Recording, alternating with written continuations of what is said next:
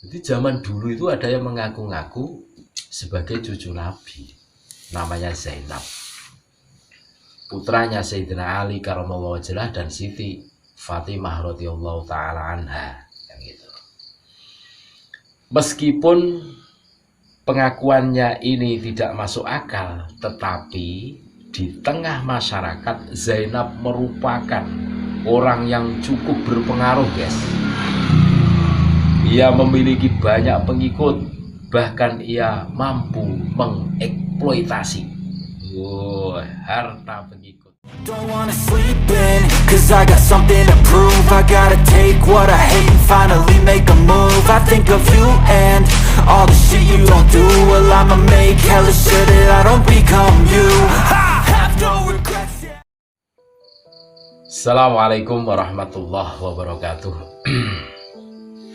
Saudara-saudaraku sebangsa setanah air dimanapun Anda berada, yang saya cintai, yang saya banggakan, salam damai, salam sejahtera, salam rahayu, salam NKRI harga mati. Sampai kapanpun kita tetap menyuarakan NKRI harga mati. Kalau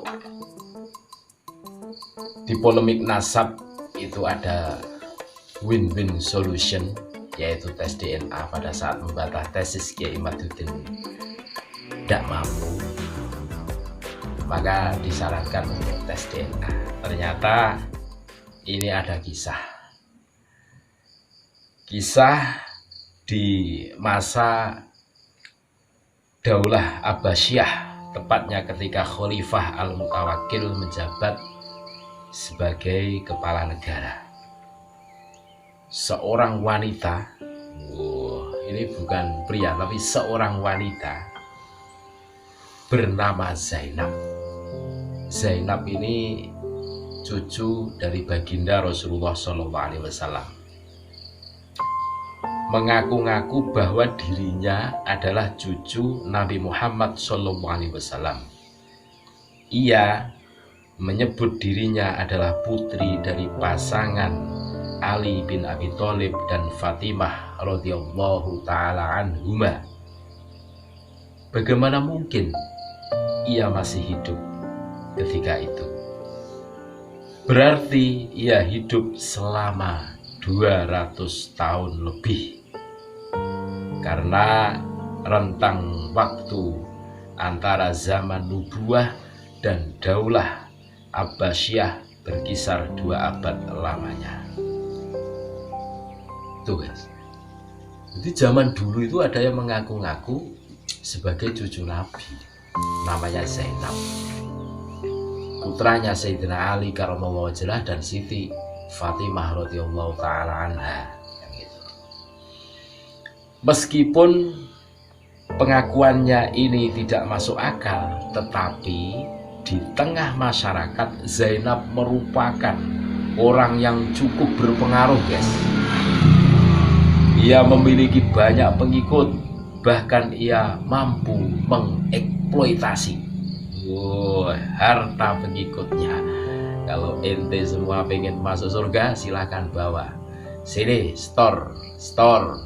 Ini tiket masuk surga, ini tiket untuk mendapatkan syafaat, kan gitu. Mampu itu, zaman dulu sudah ada ini, namanya Zainab itu, kan gitu. Wah, harta pengikutnya dieksploitasi oleh yang namanya Zainab. Maka mengetahui itu, Khalifah Al-Mutawakkil pun mengeluarkan perintah untuk mengundangnya ke istana. Dipanggil Zainab ke istana, terus ditanya sama Khalifah Al-Mutawakkil, kamu ini seorang gadis dan Rasulullah telah wafat ratusan tahun yang lalu. Bagaimana mungkin ini bisa terjadi? Khalifah mencecar Zainab. Kemudian Zainab dengan renyahnya, dengan ringannya menjawab, sesungguhnya Rasulullah Sallallahu alaihi wasallam mengusap kepalaku dan berdoa kepada Allah untuk mengembalikanku masa mudaku setiap 40 tahun sekali. Jadi setiap 40 tahun sekali didatangi oleh baginda Rasulullah SAW, diusap, terus kembali hidup lagi, kembali muda lagi. Ini pengakuan Zainab. Masih belum yakin dengan jawaban yang tidak masuk akal ini, Khalifah Al-Mutawakkil mengumpulkan masyayikh. Wah, pembesar-pembesar, ulama-ulama dikumpulkan, para ketua-ketua dikumpulkan, keturunan Ali bin Abi Thalib, putra Al-Abbas, segenap warga Quraisy, dan memberitahu mereka perkara Zainab yang sangat kontroversial. Dan kemudian mereka pun menyebutkan sebuah riwayat bahwa Zainab telah wafat. Apa yang kamu katakan untuk menjawab pernyataan mereka? Khalifah kembali bertanya penuh selidik kepada Zainab. Itu riwayat palsu dan keji, karena sesungguhnya privasiku terjaga dari pengetahuan orang-orang. Bahkan mereka tidak tahu tentang kehidupan dan kematianku. Zainab mematahkan tuduhan itu dengan penuh percaya diri. Keji, fitnah, membelokkan sejarah, seperti itu. Kemudian Khalifah bertanya kepada jamaah yang dia kumpulkan, adakah kalian memiliki bukti yang dapat mengungkap tipu daya wanita ini selain riwayat yang kalian sampaikan? Sayangnya mereka menjawab tidak. Namun beberapa saat kemudian, sebagian mereka menawarkan satu solusi untuk memecahkan masalah ini dengan mendatangkan Ali bin Muhammad bin Musa bin Ja'far bin Muhammad bin Ali bin Musa bin Ja'far bin Muhammad bin Ali bin Husain bin Ali bin Abi Thalib yang mempunyai lakop nama panggilan Al-Hadi. Setelah disampaikan kepadanya apa yang sedang terjadi, Al-Hadi pun menegaskan bahwa Zainab putri Ali sudah lama meninggal dengan menyebutkan tahun, bulan, dan hari kematiannya. Tetapi bukan jawaban seperti ini yang diinginkan sang khalifah. Beliau bahkan berjanji tidak akan melepaskan Zainab sebelum membungkam dengan hujah yang kuat. Jika benar dia adalah anak Fatimah, akhirnya Ali Al-Hadi kembali bersuara, berusaha mengungkap tipu daya Zainab dengan mengajukan sebuah tantangan. Sesungguhnya jasad keturunan Fatimah tidak akan dimangsa oleh hewan buas. Maka datangkanlah hewan buas kepadanya dan lemparkanlah ia di tengah kerumunan hewan buas itu. Tidak, teriak Zainab yang raut wajahnya tiba-tiba berubah ketakutan. Ini fenomena yang sekarang terjadi.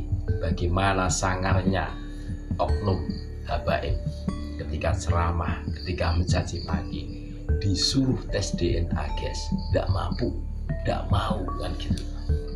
Ini sama. Zainab berteriak, tidak, ini hanyalah cara agar dia bisa membunuhku. Kenapa tidak kamu saja yang melakukannya? Wah, katanya berusaha membela diri. Dengan tenang Ali Al-Hadi berkata, ya, aku berani membuktikannya. Dan beberapa saat kemudian ia dimasukkan ke dalam sebuah kandang. Perlahan-lahan 6 ekor singa yang ada di dalam kandang itu mendekati Ali satu persatu. Dengan lembut, tangan Ali membelai kepala singa-singa yang mendekatinya. Binatang-binatang buas itu di hadapan Ali Al-Hadi menjadi jinak dan penurut.